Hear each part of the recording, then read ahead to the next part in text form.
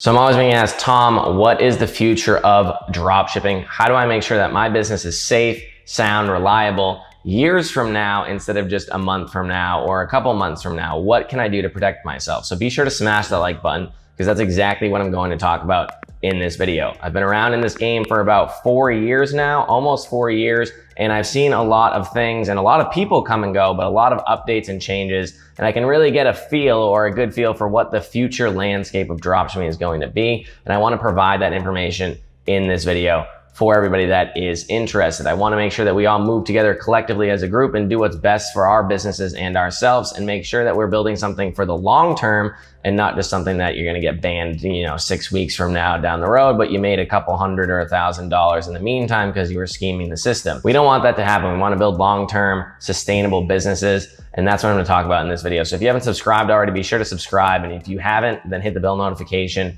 to be notified of every single time I drop a video like this. YouTube is weird with when they notify you or not. So that's about it. I'm gonna give you some set examples and we're gonna get right into it. All right, so first off, the number one thing here, and it might be a little controversial, is that in the future, moving forward, I'm not saying immediately, I'm not saying stop right now what you're doing and move on to this immediately. I'm saying in the future, move towards it, work towards it. You should be working towards being 100% using wholesale dropshipping suppliers. And why do I say that? We've seen it, eBay, Amazon, Walmart, Walmart does say it as well. Walmart's cracked down on Amazon dropshipping, Amazon onto Walmart. Amazon's always cracked down on Walmart onto Amazon. eBay cracked down in 2019 or the end of 2018 with Amazon onto eBay. We've seen it time and time again. And my real question is, how long can you keep doing this without realizing that this is clearly not what these platforms want you to do? Like, they do allow dropshipping, I'm not gonna lie, but they do not allow retail dropshipping. It says it on every single one of these supplier or platforms websites, and some people just don't like to listen. They don't want to pay attention. Oh, somebody else is doing it so I can get it to work. Yes, you can get it to work. But then the thing is, will it get shut down in the future?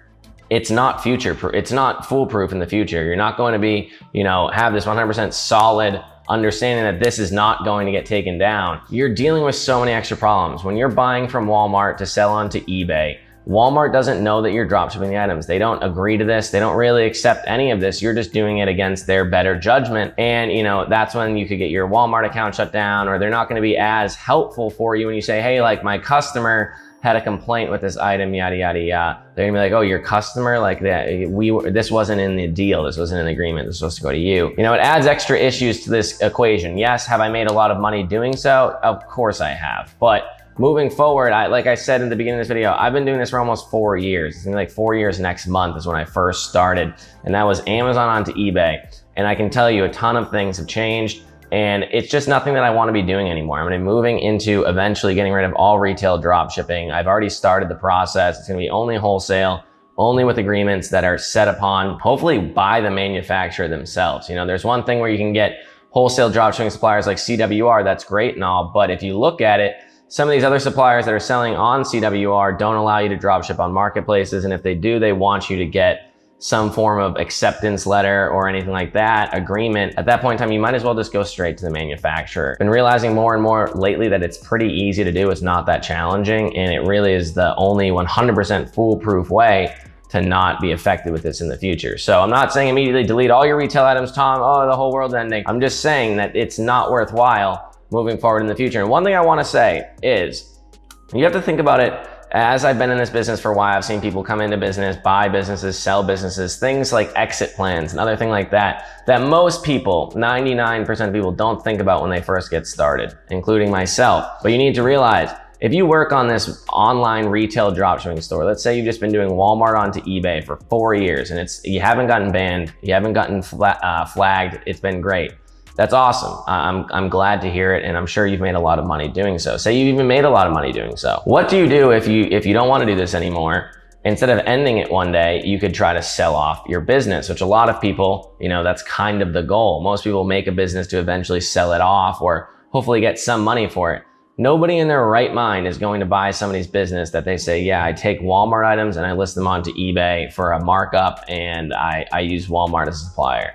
Nobody in their right mind is going to think that that's a great idea or that's a solid business model. But if you told the person that's buying your business, hey, you know, I've worked up these agreements with these suppliers, really cultivated relationships over the last 3-4 years. You know, we've gotten better pricing because of it. We know everybody on a first name basis. They love us, we love them. You know, they always reach out to us and help us out. They send us cards in the mail for Christmas, things like that. That's gonna make somebody excited to buy it. That's a real relationship that they bought. That's something that's not just gonna dry up or vanish in the next day. And that's what you should be working toward. That's what I've been trying to do recently, and more recently than, you know, in the past, because it's just not sustainable. It's not long-term just to be, you know, reselling retail items onto any of these platforms. It just doesn't make sense. Let's move all towards wholesale. Let's agree that that's the way to go. Number 2 is you should be trying, and this is gonna be 2 and 3. There's gonna be 2 differing points here. 1, you should be trying as many platforms as possible. The reason is because all these platforms are constantly changing. You don't know if they're gonna change a rule or ban you or whatever. You're at the mercy of the platform. You know, there's a ton of rules. You need to get your items out on time. You need to fulfill the handling time. And yes, it all seems simple, but you really do have to dig down deep into the rules to figure out all these little things that you may or may not be allowed or wanted to do. And it is a lot of work, don't get me wrong. eBay has its own set, Amazon, Walmart. Walmart doesn't really explain anything. Walmart's website is literally terrible on the inside. It's the worst thing I've ever seen. You need to know each one very in depth, but you could also get banned on eBay one day. And if you only have eBay account, then you're pretty much screwed. So I say diversify to as many platforms as possible, just out of the safety of getting banned. But with that comes the added knowledge that you need of every single platform, which is going to weigh on you. Don't get me wrong. It's going to weigh on you where you're like, oh, well, Walmart has this rule, eBay has this rule, Amazon has this rule. It's a lot. And to be honest, I don't even feel confident with Walmart's rules. I'm not even 100% sure. I know Amazon's and eBay's like the back of my hand, but Walmart, it's a new one. It's taken me a while to get to that point. And it's challenging, don't get me wrong. So number 3 comes, you know, as the opposite or the contrary to this idea, is one thing I've been not adamantly against, but if you watch my videos, I've made a lot of videos against it, is making your own website, like Shopify or something like that. And again, one of the main arguments I've ever made against Shopify is dropshipping from AliExpress, China, or anything like that onto Shopify. That's what most people teach. It's not gonna really work that well. Again, I've always said you can still make money, but there's definitely some issues with it. If you're just doing your own website where you're making a brand, you're getting deals with these suppliers, they're all US based, they all agree that you can drop ship their items, they allow you to drop ship them, they help you drop ship them, they fulfill your orders for you or ship out your orders for you. Yes, you do have to run ads most likely, depending on what niche you're in. Some niches can't run ads, but you do have to run ads. Yes, you could get your ad account banned, but you know, if you're using Google ads, it's much less likely than Facebook ads. Facebook ads, there's a high likelihood that it's not when,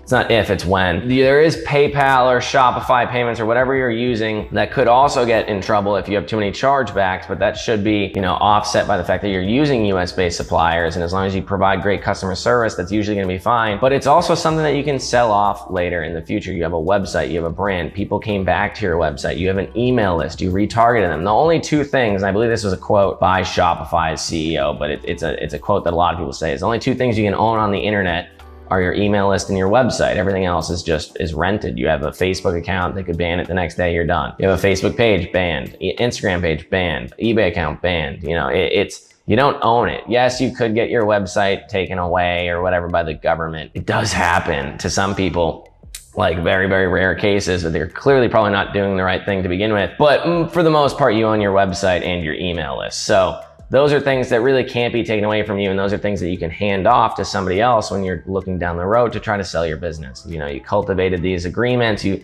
called up the suppliers, you got on the first name basis with the sales guy or the customer support guy or, you know, one of the dealer help guys or anything like that. And, you know, then from there you built a relationship, you listed their items, you were back and forth talking with them about how to get their stock or how to get their images or, you know, where you can sell and where you can't sell. And I'm not saying you can only do your website. Why not, if they allow it, sell it on eBay and other things like that as well. But, you know, you went straight to the manufacturer, you got the agreement, you got the okay, the green light, and you're good to go. So that's what I think the future of dropshipping is. And it's really been what some people have been doing for a long time, but there's been all these lower hanging fruits that other people get caught up on, including myself, that just seem like the easier, better things to do. And in the moment they may have been, yes, but in the long term, I've seen, you know, just the benefits of not doing the lowest hanging fruit, putting in the extra effort up front and really dealing with the rewards of it later, which, you know, could happen in many different ways. But I think that that's what the future